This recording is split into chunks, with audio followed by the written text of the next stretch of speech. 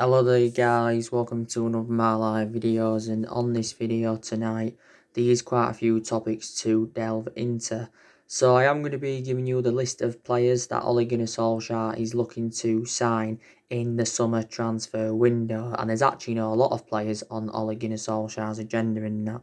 So one of the players that Ole Gunnar Solskjaer is looking to sign, and that is Lautaro Martinez from Inter Milan. Now, I've been talking with you about him, on a regular basis recently, because obviously, it did report out a couple of days ago.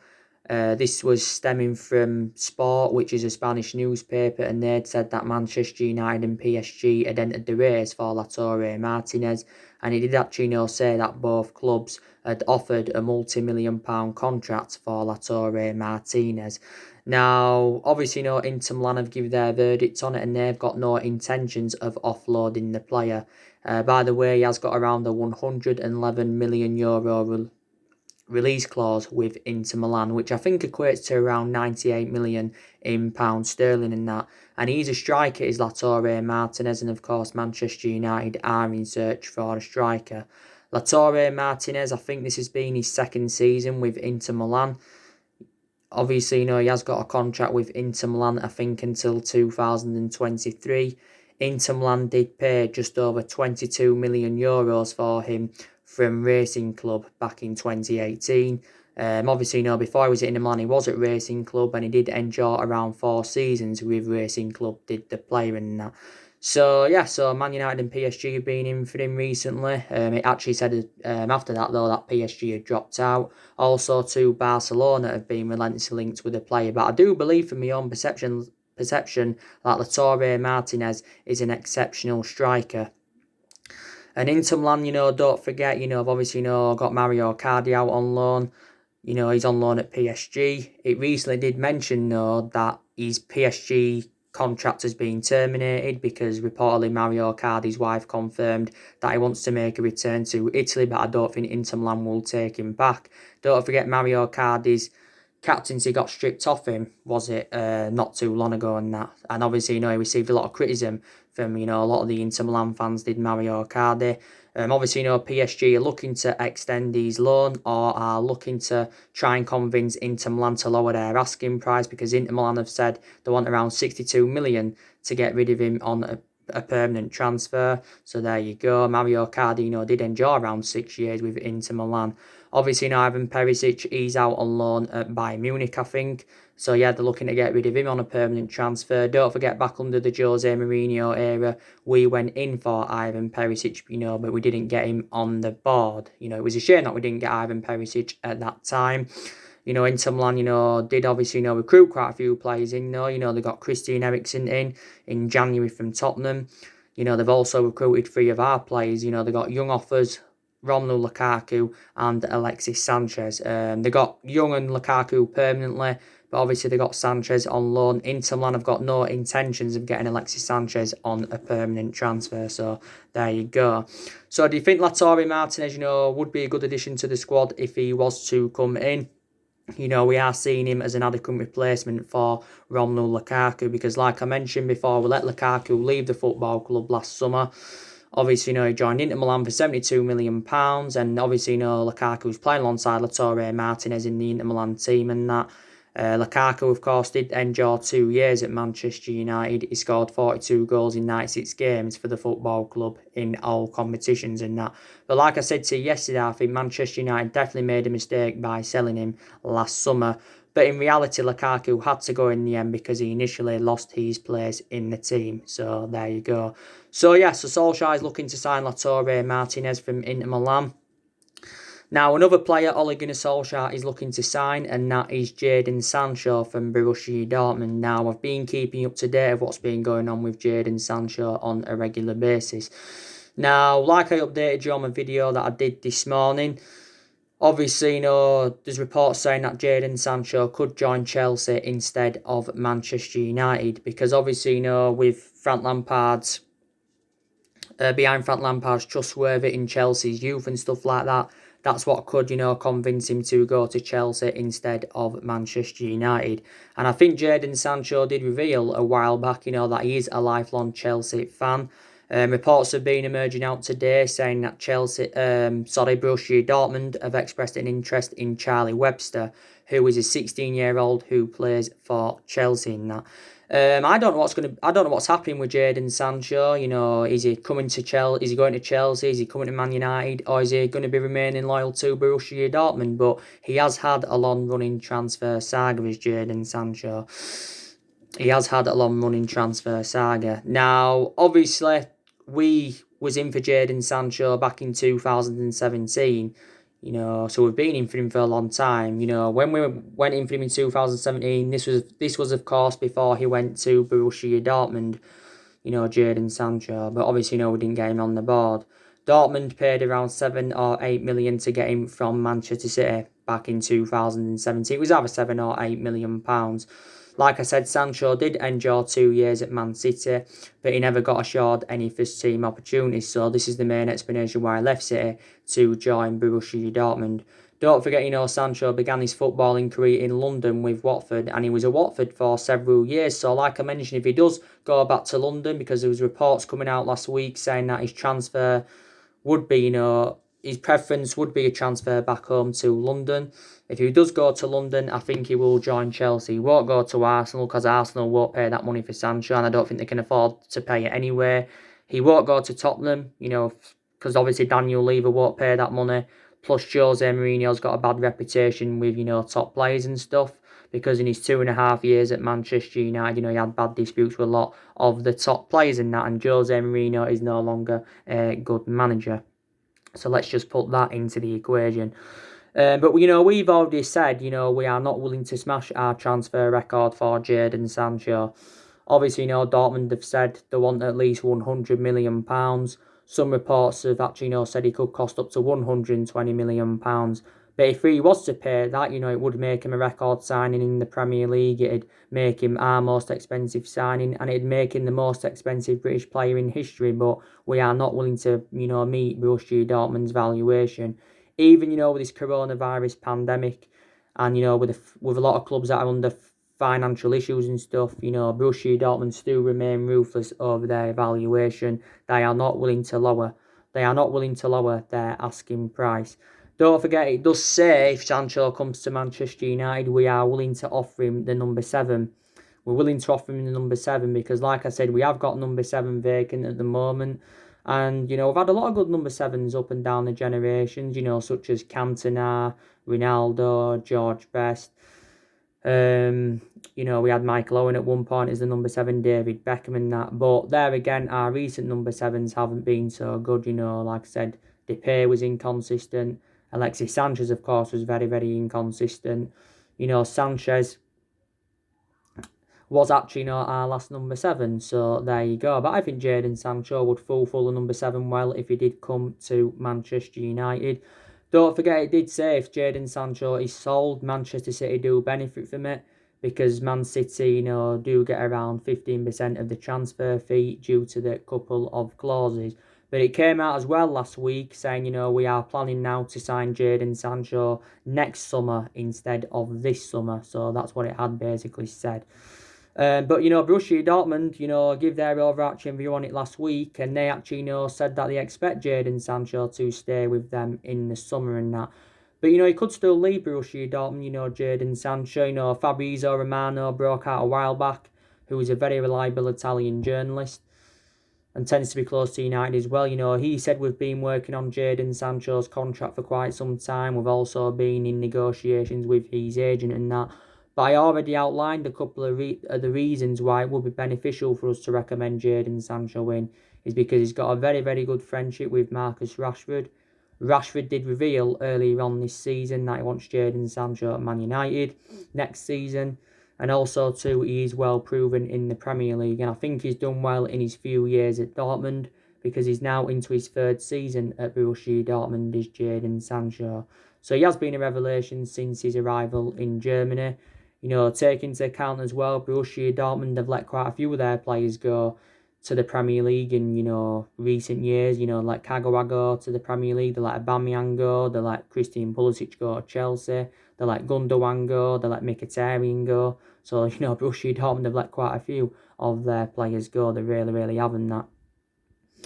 But, Jadon Sancho is our number one priority target. And, the main explanation why we didn't get Jadon Sancho last year is because, we had no Champions League football to offer. And Jadon Sancho, of course, is predominantly a right winger. And, Manchester United are in search for a right winner and that. Obviously, it came out, it must have been a good month or so ago now, saying, we'd actually, agreed everything with Jadon Sancho except the fee. And that was stemming from the Sun, it said that we'd agreed his huge buyout clause, his salary, and everything else, had been agreed. Just the fee, hadn't been agreed and that. But, maybe Jadon Sancho, will stay at Dortmund for another season. He's got a contract with Borussia Dortmund until 2022. If Jadon Sancho does remain loyal to Dortmund, will Dortmund, try and convince him to sign a new contract?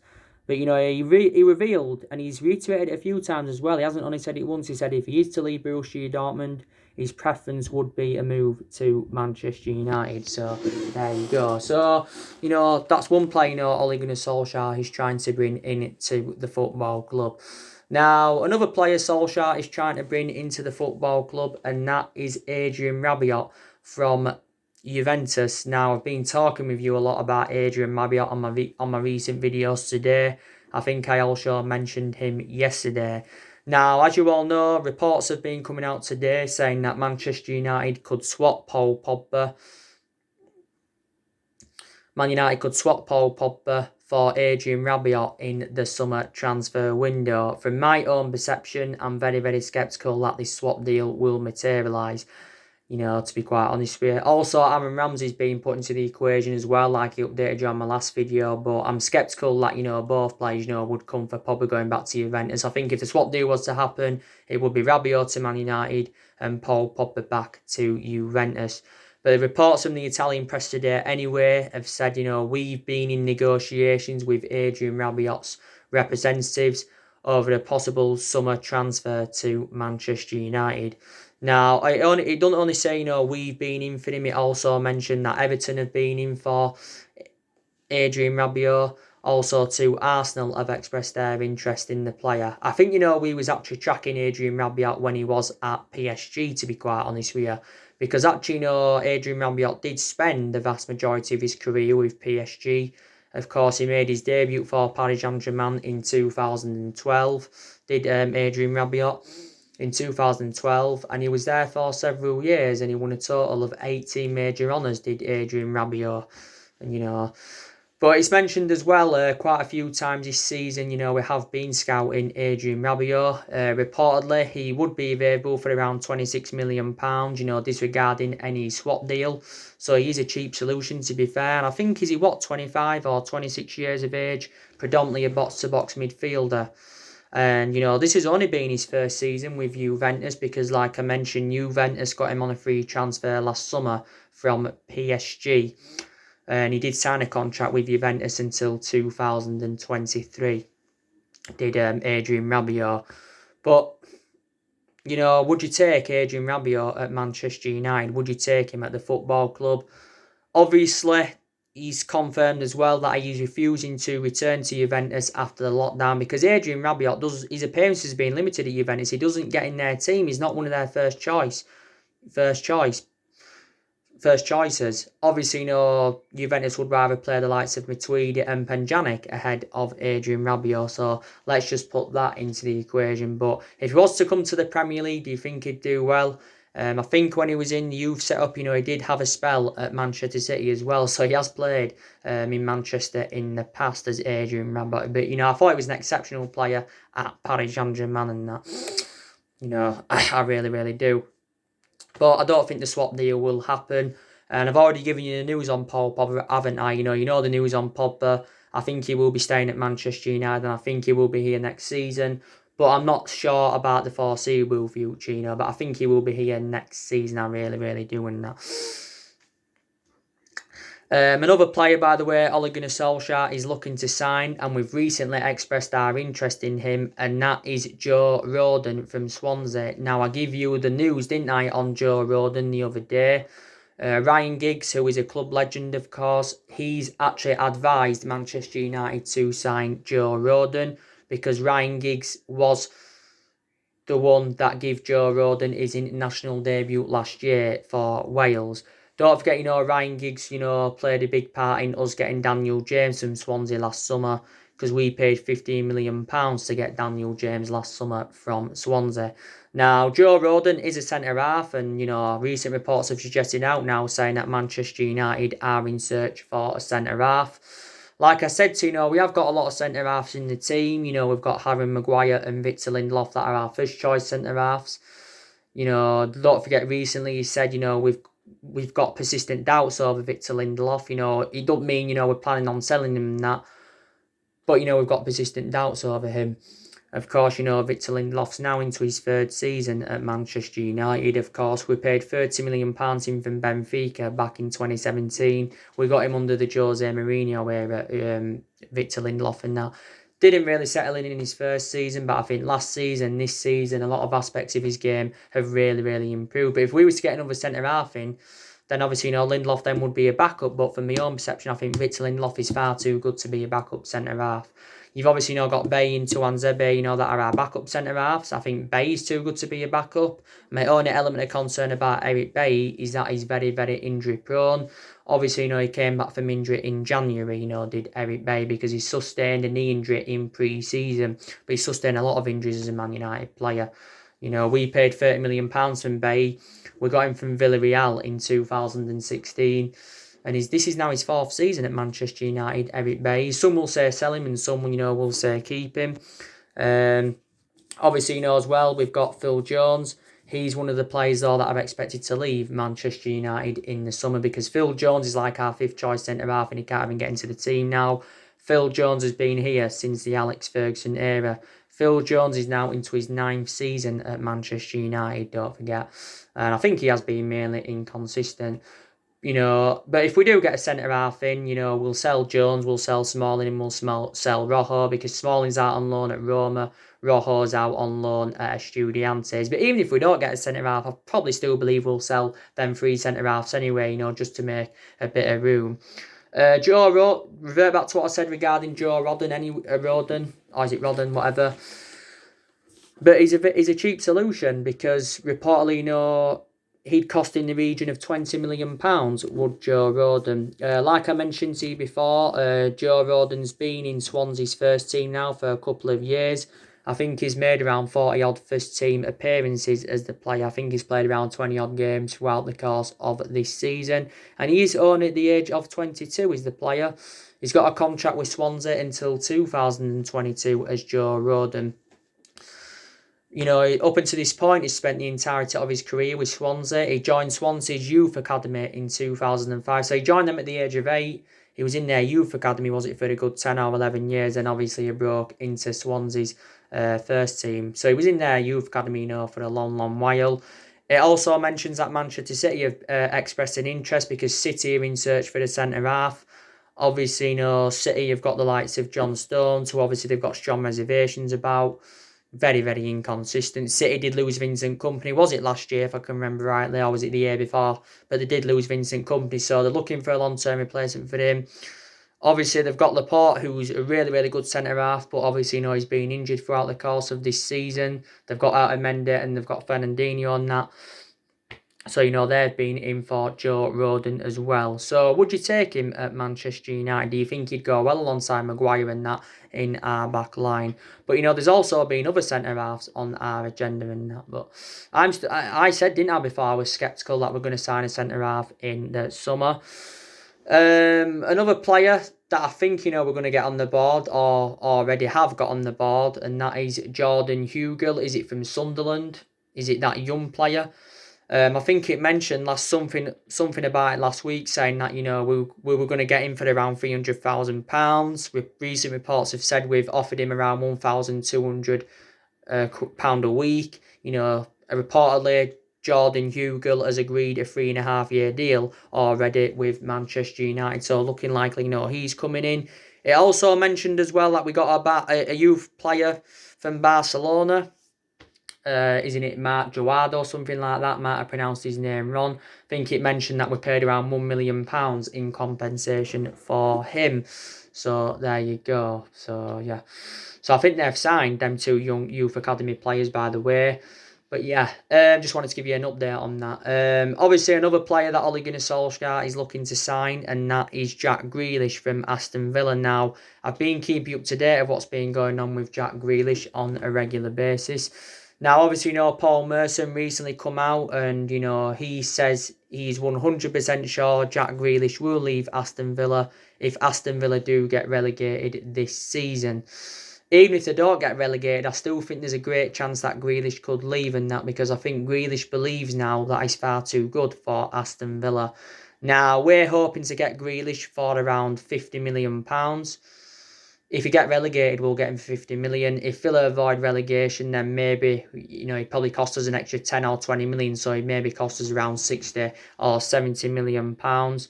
Grealish has got a contract with Aston Villa until 2023, so still got around 3 years remaining on his contract, or 2.5 years, something like that. But he's remained loyal to Aston Villa for several years as Grealish. He's remained loyal to Aston Villa for several years as Jack Grealish, because up until this point, he's spent the entirety of his career with Aston Villa. He's been a Villa player since the age of, is it the age of 6, something like that, when he joined their youth academy. He's in their youth academy for several years. He's been in Villa's senior squad since 2014, and since then, Grealish has become an integral part of Aston Villa's team. He really, really hasn't that, and he's been superb, for Villa. He was key for Villa. It was key to Villa getting promotion to the Premier League. It was key for them progressing to the Carabao Cup final this season. It's not only Man United, though, that have been in for Jack Grealish. Tottenham came close to getting him in the summer of 2018. City went in for him as well. Don't forget, back in March, he had that incident with his £80,000 Range Rover when he crashed it, I think, into 3 parts cars. Jack Grealish.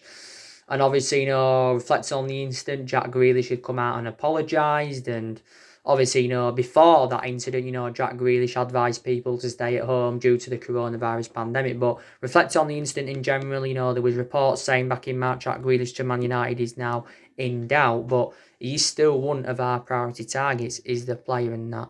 Predominantly in attacking mid, but he can also play him on the wing. I think he's been playing a lot on the left this season, before the football season got suspended and that. So he's another player that Solskjaer's looking to sign. But, Sancho and Grealish will cost us nearly £200 million. And obviously, we won't be able to afford that without, obviously, selling players. So there you go. And so, they're the players, that Ole Gunnar Solskjaer is looking to sign. They are the players.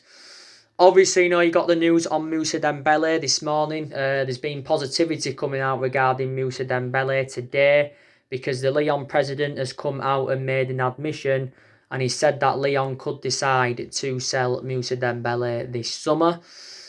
I think he mentioned as well that maybe they could sell quite a few other of their players. Not only Moussa Dembele.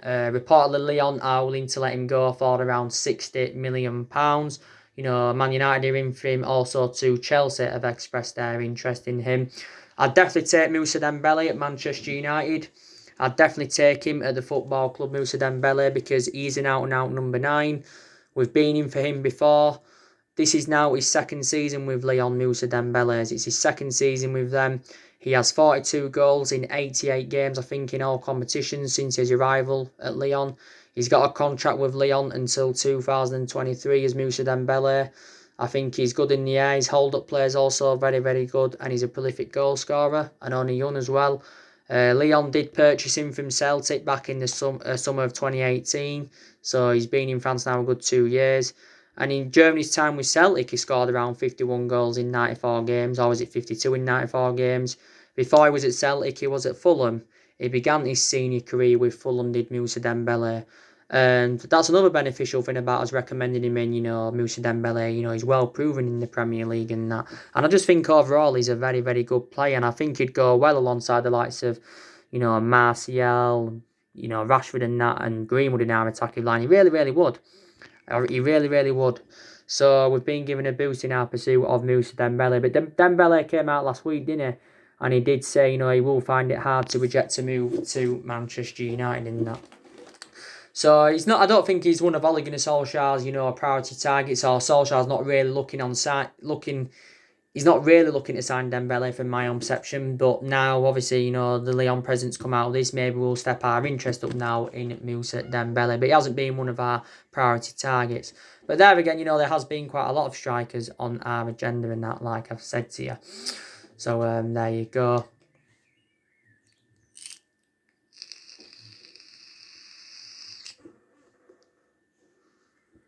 But yeah, so let's delve now into the next topic. And I've got some good news, and I think a lot of other people would have updated you as well. The UK government have given permission for the Premier League and other professional sports to resume on the 1st of June behind closed doors. So the Premier League is going to be resuming on the 1st of June behind closed doors. Obviously, you know, it's going to be played behind closed doors for public health reasons and that. By the way, you know, the Premier League did have a meeting today to establish plans for the remainder of the season. But, you know, before the government came out with this, you know, there was obviously no uncertainty, you know, whether the season was going to resume or whether the season, you know, wasn't going to resume and that. Obviously, you know, there's been talks as well, you know, of games being venued at neutral stadiums. Obviously, you know, quite a few clubs do disagree with this, to be quite honest with you. I think it probably will be played at neutral stadiums because I think the government have also said that games should be played at neutral stadiums and stuff like that. This is being confirmed. What it said quite a while back, because the Premier League have had quite a few meetings, it did say that the season does need to resume anyway by the 19th of June. Obviously, you know, so the season can be completed. These are around 92 games to play in all competitions and that. It also mentioned quite a few weeks ago as well that the Premier League and that, you know, and other domestic club competitions to be completed by the end of July, so European games can be played in August. I think it did say that European games are going to be played in August and that. So there you go. But I knew the season, you know, was going to resume. I really, really did, because football, you know, has been suspended for a long, long while. You know, it's been suspended since the 13th of March, or it's been suspended now for a good, is it 8 or 9 weeks? But yeah. Obviously, as well, I want to put into the equation, I think there's around 57 Premier League players' contracts that are due to expire on the 30th of June. So obviously on the 1st of July, you know, they are free to walk out and that. But, you know, they've had a lot of controversial plans of the Premier League, you know, because before the government, you know, allowed permission for it to resume, you know, there was talks of, you know, games being played for 80 minutes. You know, there was also talks of 5 substitutions. There was also talks of 5 substitutions and all that, and like I said, you know, neutral stadiums. But, you know, Liverpool fans will be very, very happy about this news, you know, because obviously, you know, now they cannot be denied the title. Liverpool only need 2 wins to clinch their first ever Premier League title and to, of course, end their 30-year drought. But as it stands at the moment, Liverpool are sitting 25 points clear of Manchester City, because there was a talk saying if, you know, the season wasn't to resume, Liverpool could be denied the title. Obviously, there was talks as well a while back, you know, if the season wasn't to resume, there was talks of relegation being scrapped, and there was also talks of, you know, the other week of 23 teams being in the Premier League next season and 44 fixtures next season, and, you know, up to 4 or 5 teams relegated. So there's been a hell of a lot of talks, you know, there really, really hasn't that. But just delighted, you know, that it's going to be resuming on the 1st of June. I really, really am. But, you know, these 9 games to play in the Premier League season. There was also talks as well of FA Cup and EFL Cup games, you know, getting scrapped and that. But yeah, that's the news on that. The government have confirmed that the Premier League is going to resume on the 1st of June. So there you go. And very, very delighted about that news. But like I said, regarding Ole Gunnar Solskjaer, don't forget, you know, he came out recently, did Solskjaer, and he does expect us, you know, to have a much changed transfer market and that, because, you know, I think a lot of teams anyway are going to have, you know, unprecedented summer transfer window, you know, due to the coronavirus pandemic and that. Solsjaker says he won't force any of our players to return unless it is safe to do so. So that's another thing, Ole Gunnar Solskjaer came out and said. But yeah, Solskjaer said, he wants to make around 4 signings, maybe even 5 signings in the summer. But I'm very, very sceptical about this because it isn't going to happen. We're not going to make 4 signings in the summer. Maybe we could make 1 signing, maybe we could make 2 signings, but we will not make 4 signings in the summer. And he's identified the areas in the squad where he does want to strengthen up, and he still wants to continue the policy of recruiting young British players to Manchester United like he did do last summer and that. Solskjaer, he's focusing on the incomings, but he's not only focusing on the incomings in the summer, he's also focusing on getting rid of more players because he's got rid of a lot of the deadwood since he came in. Obviously, a total of like 9 players have left since he came in. Some have gone on permanent transfers and some have gone out on loan. So there you go. But he's planning to get rid of around 5 or 6 players in the summer, and we're hoping to generate over £100 million for their departures. I think Jones will go, Lingard, Pereira, Rojo, Smalling, and Sanchez, I think, will go back out on loan. So I think, they're the players that are, going to leave Manchester United and that. And I've got to credit him so far, for the players that he has recommended in.